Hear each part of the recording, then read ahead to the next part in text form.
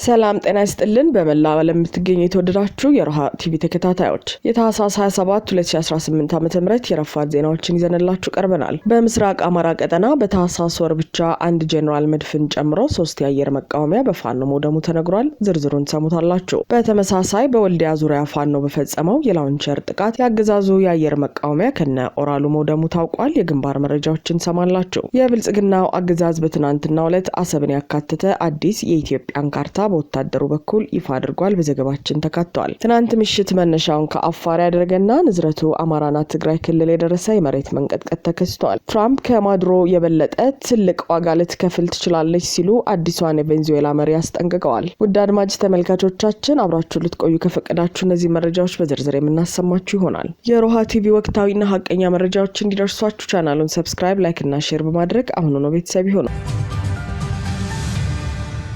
በምስራቅ አማራ ቀጠና በታህሳስ ወር ብቻ አንድ ጄኔራል መድፍን ጨምሮ 3 የአየር መቃወሚያ በፋኖ መውደሙ ተገለጸ። በምስራቅ አማራ ቀጠና በአርበኛ አደማሊ ወይም አባናደው ስም በተሰየመ ወታደራዊ ዘመቻ 3003 ወታደሮቹ በፋኖ የተገደሉበትና 679 ወታደሮቹ ደግሞ የተማረኩበት በአሰፋ ቸኮል የሚመራው የሰሜን ምስራቅ እዝ አሁን ደግሞ የእዙ ሜካናይዝድ ክፍል አለኝ ከሚለው ከባባድ የጦር መሳሪያ መካከል አንዱና አዲሱ የአየር መቃወሚያ በፋኖ በላውንቸር ተመቶ ሙሉ በሙሉ የወደመበት ነው ተብሏል።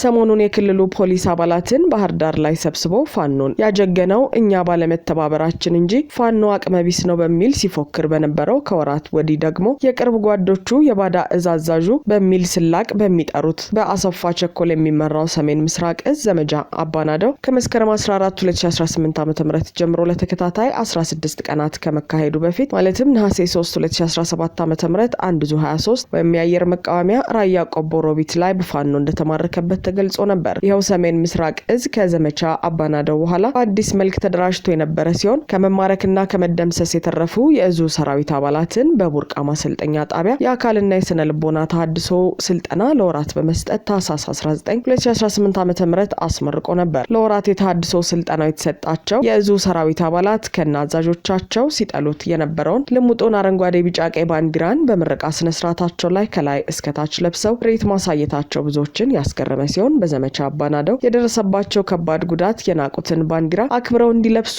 አድርጓቸዋል ሲልም ጉዳዩን በትዝብት የተመለከቱ አንዳንድ ሰዎች ነግረውኛል ሲል መረብ ሚዲያ ዘግበዋል። ይኸው እዝ ሰራዊቴን የተሐድሶ ስልጠና ሰጥቼ በተሰጠኝ የግዳጅ ቀጠና አሰማራለሁ ባለማግስት ደግሞ የአየር መቃወሚያው ከነ ኦራሉ በደቂቃዎች ልዩነት ወደ አመድነት ተቀይሮበታል። እዙ አለኝ የሚለው ከባድ መሳሪያው ከነ ኦራሉ የወደመው ትናንት ታህሳስ 25 2018 ዓ.ም ከወልዲያ ጥቁር ውሃ በቅርብ ርቀት ቃሊም መገንጠያ አካባቢ ልዩ ቦታው ዘንዶ ጅራት ተብሎ በሚጠራው አካባቢ ላይ የሚኒሊክ እዝ ፋኖ በፈጸመበት የላውንቸር ጥቃት ነው። በዚሁ ሰሜን ምስራቅ እዝ ስር 803ኛ ኮር ታህሳስ 7 2018 ዓ.ም በላስታ ግንባር ከወደ ፋኖ በተፈጸመበት ጥቃት አንደኛው የአየር መቃወሚያ በዲሽቃ ተመቶበት ከጥቅም ውጪ ተደርጎበታል። ጥቃቱ የተፈጸመው የአገዛዙ ኃይል የላሊበላ ከተማ አስተዳደር የላስታ ወረዳና የቡግና ወረዳ የካቢኔ አባላትን በዙ 23 አጅቦ ከጋሸና ወደ ላሊበላ ከተማ እየተጓዘ እንዳለ ሲሆን በዚህም የአየር መቃወሚያው በፋኖ ዲሽቃ ተመቶ ከጥቅም ውጪ መደረጉ በወቅቱ መዘገቡ ይታወሳል። በተመሳሳይ ታህሳስ 20 2018 ዓ.ም አመሻሹን በአምባሰል ግንባር ግሸን ደብረ ከርቤ ዙሪያ ፋኖ በፈጸመው ደፈጣ ጥቃት አንድ ከፍተኛ ወታደራዊ አዛዥ ታጅቦበት የነበረው የአየር መቃወሚያ በፋኖ ቦምብ ተመቶ ሙሉ በሙሉ መውደሙ ታውቋል። ዙ 23ቱ ከሰሜን ምስራቅ እዝና ከሌሎች እዞች ተጣጣ በቅርቡ የተቋቋመች የ11 እዝ ንብረት እንደሆነ ነው የተነገረው። በተጨማሪም ታህሳስ 17 2018 ዓ.ም ፋኖ በፈጸመው ስኬታማ የሞርተር ጥቃት ንጹሃንን ለእልቂት ሲዳርግ የነበረው ያገዛዙ ጄኔራል መድፍ ከነተተኳሹ ዶጋመድ የተደረገ ሲሆን 4 የመድፍ ተኳሾች በሞርተር ቅንቡላ ፍንጣሪ ተመተው ህይወታቸው አልፏል። አገዛዙ በአምባሰል ግንባር በታሪካዊቷ ውጫሌ ከተማ ዙሪያ ልዩ ቦታው ደንካ ሚካኤል ላይ መድፍ አጥምዶ የዘፈቀደ ድብደባ በመፈጸም የበርካታ ንጹሃንን ህይወት ሲቀጥፍ አያሌ ሀብት ንብረት ሲያወድም መቆየቱ አይዘነጋም። በሚኒሊክ እዝ ልጅ ኢያሱ ኮር ስር በሞርተር ተኩስ ኢላማ የሞርተር ቅንቡላን አገዛዙ ኪስ ውስጥ መክተት ይችላሉ የሚባልላቸው የኮሩ ሜካናይዝድ ክፍል ምድብተኞች በፈጸሙት ስኬታማ የሞርተር ጥቃት ነው ያገዛዙ መድፍ ተተኳሹና ተኳሾቹ የወደመው። በወልዲያ ዙሪያ ፋኖ በፈጸመው የላውንቸር ጥቃት ያገዛዙ የአየር መቃወሚያ ከነ ኦራሉ መውደሙ ተገለጸ። አገዛዙ ፋኖ በፈጸመበት የላውንቸር ጥቃት የአየር መቃወሚያው ከነ ኦራሉ መውደሙን ተከትሎ በሼክ መሐመድ ሁሴን አላሙዲ ስታዲየም ባጠመደው ጀነራል መድፍ የወልዲያ ዙሪያ አካባቢዎች ላይ ዘፈቀደ ጥቃት መፈጸሙ ታውቋል። ከወልዲያ ጥቁር ውሃ በቅርብ ርቀት ቃሊም መገንጠያ አካባቢ ልዩ ቦታው ዘንዶ ጅራት ተብሎ በሚጠራው አካባቢ ላይ ከትናንት በስቲያ ታህሳስ 25 2018 ዓ.ም ፋኖ በፈጸመው የላውንቸር ጥቃት አንድ የሰሜን ምስራቅ እዝ አየር መቃወሚያ ተጠምዶ እስከነበረበት ወታደራዊ ኦራል ተመቶ ሙሉ በሙሉ በእሳት ጋይቶ መውደሙ ተገልጿል። በወልዲያ ዙሪያ በተደረገው በዚህ ትንቅንቅ ከወደመው አየር መቃወሚያ በተጨማሪ ዋና አዛዡና በርካታ አመራሮች ተማርከዋል። ምስራቅ አማራ ኮር አንድ አሳምነው ክፍለ ጦር ወልዲያ ከተማ ዙሪያ ባደረጉት ተጋድሎ የጠላትን አየር መቃወሚያ ወይም ዙ 23 ከማቃጠልና ከማውደም በተጨማሪ በርካታ ድሎችን ማስመዝገባቸውን መግለጻችን የሚታወቅ ነው። በዚህም አሳምነው ክፍለ ጦር አንድ ሻለቃ ያገዛዙ ሰራዊት በሙት በቁስለኛና በምርኮ ከጥቅም ውጭ ያደረጉ ሲሆን አየር መቃወሚያ ወይም ዙ 23 አዛዡንና ሌሎች አመራሮችን ጨምሮ 15 የብልጽግና ሰራዊት ማርከዋል። በተጨማሪም አንድ ብሬን 25 የነፍስ ወከፍ ክላሽ፣ አንድ ሽጉጥ፣ 3 መገናኛ ራዲዮ፣ 5250 የክላሽ ተተኳሽ፣ 2500 የብሬን ተተኳሽ፣ 47 ወታደራዊ ሻንጣና 33 የወገብ ትጥቅ ብሎም ሌሎች ወታደራዊ ቁሳቁሶች ማርከዋል። ከወደ ፋኖ በተከፈተበት መብረቃዊ ጥቃት የአየር መቃወሚያው ከነወራሉ የወደመበትና በርካታ ወታደሮች የተገደሉበት ብሎም የተማረኩበት አገዛዙ በወልዲያ ከተማ ሼክ መሐመድ ሁሴን አላሙዲን ስታዲየም ባጠመደው ጀነራል መድፍ ከወልዲያ እስከ ቃሊም የሚገኙ አካባቢዎች ላይ የበቀል እርምጃ ወስደዋል። ከትናንት በስቲያ ታህሳስ 25 2018 ዓ.ም እኩለ ቀን ጀምሮ ከወልዲያ በቅርብ ርቀት የሚገኙ አካባቢዎች ማለትም አፍሪኬር፣ አላገዶ፣ ሚጦ፣ ጃርሳ፣ ቃሊምና ቃሊም መገንጠያ እንዲሁም ዘንዶ ጅራት በተባሉ አካባቢዎች ላይ የዘፈቀደ ጀነራል መድፍ ድብደባ መፈጸሙ ተረጋግጧል። በዚህም የማሽላ አዝመራ እየሰበሰቡ የነበሩ አርሶ አደሮች በከባድ መሳሪያ ተመተው ወደ ሕክምና የተወሰዱ ሲሆን ከነሱ መካከልም ህይወታቸው ያለፈ መኖራቸው ታውቋል። ከፋኖ ጋር ጠንከር ያለ ውጊያ አካሄዶ ድል ማድረግ የማይችለው አገዛዙ በአውደ ውጊያው ከባድ የሆነ የሰብአዊና ቁሳዊ ኪሳራ በገጠመው ቁጥር አቅመ ደካሞችን ሰብስቦ በጅምላ በመረሸን ህጻናትና ነፍሰ ጡር ሴቶችን በመግደል እንዲሁም የልጃገረዶችን ጡት በመቁረጥና የታዳጊዎችን ብልት በመስለብ የበቀል እርምጃ እንደሚወስድ በተደጋጋሚ አሳይቷል። እነዚህ የዚህ ስርዓት ተላላኪ የመከላከያ ሰራዊት አባላቱ ከዓመት በፊት ላሊበላ ዙሪያ በነበረ ውጊያ ከወደ ፋኖ የተሰነዘረባቸውን ጥቃት መቋቋም አቅቷቸው በመሸሽ ላይ ሳሉ አንድ ማሽን ላይ የሚጠብቅ የ10 ዓመት ታዳጊ ልጅ አግኝተው ታዳጊው ይዟት በነበረችው ትንሽዬ ጥልቆ ወይም ስለታማ መሳሪያ ብልቱን ከትክተው እንደሰለቡት ያሁኑ የመረብ ዘጋቢዎች ያን የአማራ ድምጽ ሚዲያ ባልደረቦች በወቅቱ ዘግበውት ነበር። እነዚህ ኃይሎች ትናንት ወልዲያ ዙሪያ ከባድ ጉዳት ሲደርስባቸው የዘፈቀደ የመድፍ ድብደባ በመፈጸም የበቀዱላቸውን በንጹሃኖች ላይ አሳርፈዋል። በተጨማሪም ይሄን ያገዛዙን ኃይል በወልዲያ ከተማ ወደ ጥቁር ውሃ መውጫ ጉቦ ተብሎ በሚጠራው ሰፈር የሚገኙ ነዋሪዎችን ትናንት ማርፈጃውን ዙ 23 እና ሬሽን ጭኜ ስንቀሳቀስ አይታችሁ መረጃ ለፋኖ ሰጥታችሁ አስመትታችሁኛል በሚል በየሰፈሩ ያገኛቸውን ንጹሃኖች መደብደቡንና አንዳንዶችንም አፍኖ መውሰዱን ዘገባው አመልክቷል። በወልዲያ ከተማ በተለይ ዳርቻማ አካባቢዎች የሚገኙ ነዋሪዎች በከተማዋ ዙሪያ ውጊያ በተደረገ ቁጥር እናንተ ናችሁ የምታስጠቁም በሚል በመከላከያ ሰራዊት ከባድ ግፍ ይፈጸምባቸዋል። በዚህ ምክንያትም በከተማዋ ማር ማቀነባበሪያ ተብሎ በሚጠራው አካባቢ ጎንደር በር ወይም ኬላ ዙሪያ የሚገኙ ነዋሪዎች መኖሪያ ቤታቸውን እየለቀቁ ወደ መሀል ከተማዋ ቤት ተከራይተው ለመኖር ተገደዋል። በሌላ በኩል የፋኖ ቃኝ አባላት በኮንክሪት ምሽግ ታጥሮ የነበረን የአገዛዙ ካምፕ ጥሰው በመግባት በፈጸሙት ጥቃት በርካታ የአገዛዙ ተላላኪዎችን ሙትና ቁስለኛ መደረጋቸው ታውቋል። የአድማ ብተናና ሚሊሻ ኃይሎች በአንኮበር ወረዳ በታዳጊዋ አልዩ አምባ ከተማ ልዩ ስሙ ሙዛምባ ተብሎ በሚጠራው አካባቢ ላይ ካምፕ መስርተው ዙሪያውን በኮንክሪት ምሽግ አጥረው ተቀምጠው እንደነበር ማረጋገጥ ተችሏል። ጥቃቱ የተፈጸመው ታህሳስ 24 2018 ዓ.ም ሲሆን የፋኖ ቃኝ አባላት ያገዛዙ ኃይል ምሽግን ጥሰው በመግባት ነው መብረቃዊውን እርምጃ የወሰዱት። በዚህ ጥቃት በርካታ ቁጥር ያላቸው የብልጽግና ሎሌዎች ሙትና ቁስለኛ ሲደረጉ በኮንክሪት ምሽግ ዙሪያውን ታጥሮ የነበረው ወታደራዊ ካምፑ መፈራረሱን የአማራ ፋኖ ሸዋ ጠቅላይ ግዛት እዝ ገልጿል።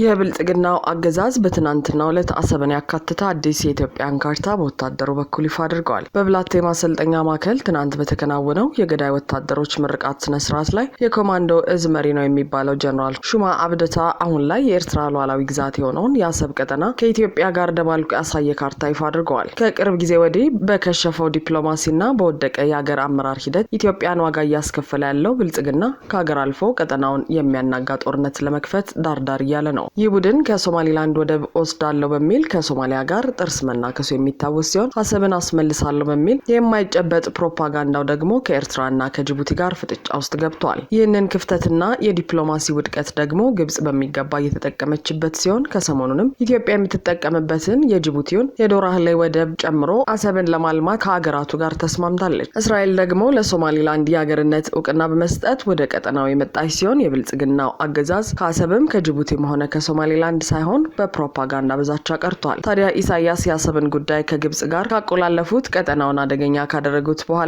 የአብይ አገዛዝ አሰብን ወደ ኢትዮጵያ የሚጠቀልል ካርታ ማውጣቱ ለስልጣኑም ሆነ ለኢትዮጵያ ከባድ ዋጋ የሚያስከፍል እርምጃ ከመሆኑ የዘለለ ጥቅም የለውም። አሊያም ደግሞ ቀጣዩን ብቻውን የሚወዳደርበትን ምርጫ አሰብ እያለ ለማለፍ ከማሰብ የዘለለ ፋይዳ ይኖራል ተብሎ አይታሰብም። ሆኖም የሀገር ውስጥ ጦርነቶችን ማሸነፍ ያቃተውና በአንጻሩ ከፍተኛ ኪሳራ እያስተናገደ ያለው የአብይ አህመድ አገዛዝ ግብጽና ኤርትራ ሊተባበሩበት የሚችለውን የአሰብ ጉዳይ የጦርነት መነሻው ያደርጋል ተብሎ አይታሰብም። ምክንያቱም ብልጽግና ከማንም በላይ አቅሙን ያውቀዋልና። በመሆኑም የአሰብን ወደብ ለመንቀሳቀሻነት እየተጠቀመ በሚሰራው የከሸፈ ፖለቲካ በወደቦቿ ኢትዮጵያ ላይ የተንጠለጠለ ኢኮኖሚ ያላትን ጅቡቲን ከማስከፋትና ኤርትራን የመውረር ስጋት ውስጥ በመክተት እንዲህ አይነት ግብጽን ስቦ የማምጣት ውሳኔ እንዲወስኑ አድርጓል። በጥቅሉ ግን ብልጽግና የአሰብን መሬት እንደዛተው የሚመልስበት እድል ሲያጣ ካርታ ላይ ለመመለስ ሞክሯል። በኃይል ጠቀልላለሁ ያለውን ቃል መፈጸም ሲሳነው በካርታ ጠቅልሏል።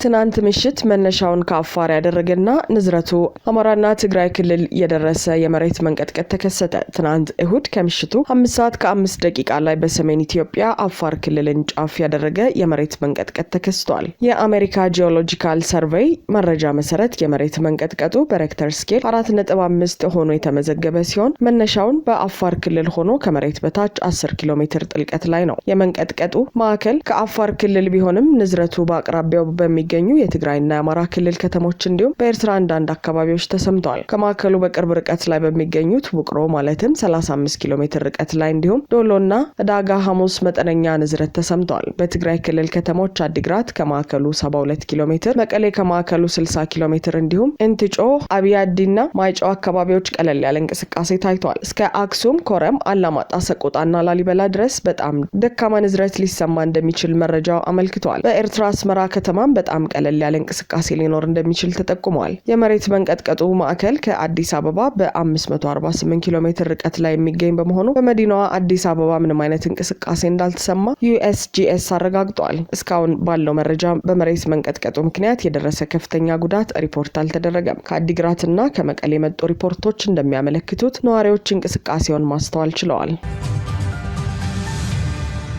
ትራምፕ ከማዱሮ የበለጠ ትልቅ ዋጋ ልትከፍል ትችላለች ሲሉ አዲሷን የቬንዙዌላ መሪ አስጠነቀቁ። ትራምፕ ለአሜሪካው መጽሔት ዘ አትላንቲክ ይህንን የተናገሩት ከስልጣናቸው የተወገዱት የቀድሞ ፕሬዚዳንት ኒኮላስ ማዱሮ በኒውዮርክ ፍርድ ቤት ለመቅረብ ለዛሬ ሰኞ የተያዘላቸውን ቀጠሮ እየተጠባበቁ ባለበት ወቅት ነው። ማዱሮን በእጽ ዝውውርና በጦር መሳሪያ ወንጀሎች የምትከሰሰው አሜሪካ የቀድሞ ፕሬዚዳንት የናርኮ ሽብርተኛ አገዛዝን ይመሩ ነበር ትላለች። ማዱሮ ግን እነዚህን ክሶች ውድቅ አድርገዋል። ቅዳሜ ዕለት በቬንዙዌላ ዋና ከተማ ካራካስ በተፈጸመ የአየር ጥቃት ማዱሮና ባለቤታቸው ተይዘው ወደ አሜሪካ ተወስደዋል። ከዚህ ክስተት በኋላ አስተያየታቸውን የሰጡት የአሜሪካ የውጭ ጉዳይ ሚኒስትር ማርኮ ሩቢዮ አሜሪካ ከቬንዙዌላ ጋር ጦርነት ውስጥ አይደለችም ሲሉ በአጽንኦት ተናግረዋል። አንዳንድ ዲሞክራት የኮንግረስ አባላት ግን ድርጊቱን የጦርነት አዋጅ ሲሉ ጠርተውታል። እሁድ ዕለት ከዘ አትላንቲክ ጋር ቃለመጠይቅ ያደረጉት ትራምፕ የቬንዙዌላን የመሪነት ስልጣን ስለተረከቡት ሮድሪጌዝ ሲናገሩ ትክክለኛውን ነገር ካላደረገች በጣም ትልቅ ዋጋ ትከፍላለች፣ ምናልባትም ከማዱሮ የበለጠ ብለዋል። የስርዓት ለውጥ ምንም ብለህ ልትጠራው ትችላለህ፣ አሁን ካለው ሁኔታ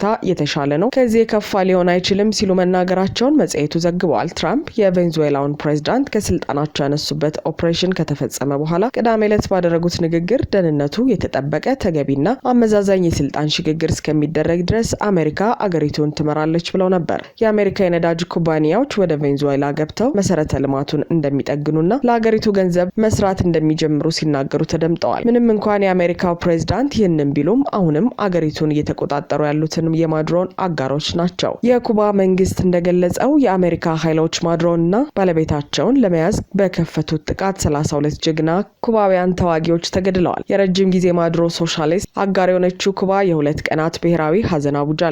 የውጭ ጉዳይ ሚኒስትሩ ሩቢዮ እሁድ ጠዋት በሰጣቸው በርካታ የቴሌቪዥን ቃለ ምልልሶች የአሜሪካ በቬንዙዌላ የፈጸመችውን ወታደራዊ እርምጃ ተከላክለው እርምጃ ዋሽንግተን ከደቡብ አሜሪካዊቷ አገር ጋር ጦርነት ውስጥ ነች ማለት እንዳልሆነም አጽንኦት ሰጥተዋል። ሩቢዮ በኤንቢሲ ቴሌቪዥን ለሚተላለፈው ሚት ዘ ፕሬስ በሰጡት ቃለ መጠይቅ እኛ ጦርነት እያደረግን ያለነው ከዕፅ አዘዋዋሪ ድርጅቶች ጋር ነው። ይህ ከቬንዙዌላ ጋር እየተደረገ ያለ ጦርነት አይደለም ብለዋል። የውጭ ጉዳይ ሚኒስትሩ ከሲቢኤስ ቴሌቪዥን ጋር በነበራቸው ቆይታ ደግሞ ቬንዙዌላ ትክክለኛ ውሳኔዎችን ካስተላለፈች አሜሪካ ፍላጎቶቻችንን መጠበቃቸውን ለማረጋገጥ በርካታ የማስገደጃ መንገዶችን እንጠቀማለን ብለዋል። ከነዚህ መንገዶች አንዱ አሜሪካ በቬንዙዌላ ነዳጅ ላይ የጣለችው እገዳ እንደሆነም ጠቁመዋል። ሁሉንም ነገር በድርጊታቸው እንመዝናለን፣ ምን እንደሚያደርጉም እናያለን ሲሉም አክለዋል። ፕሬዚዳንት ትራምፕ ለጋዜጠኞች በሰጡት አስተያየት በቬንዙዌላ ጎረቤት ኮሎምቢያ ላይም ዝተዋል። በኮሎምቢያ ላይ ወታደራዊ እርምጃ የሚወሰድበት አጋጣሚ መኖሩን ውድቅ ያላደረጉት ትራምፕ ይህ አይነቱ እርምጃ እኔ ጥሩ ይመስለኛል ብለዋል። የኮሎምቢያውን ፕሬዝዳንት ጉስታቮ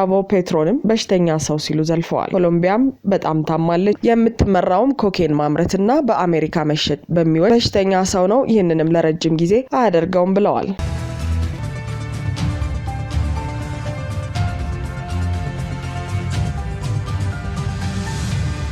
አድማጭ ተመልካቾቻችን የሰዓቱ የሮሃ ቲቪ ዜናዎች የተከታተላችኋቸውን ይመስሉ ነበር። አብራችሁን ስለነበራችሁ ከልብ እናመሰግናለን። ሰላም።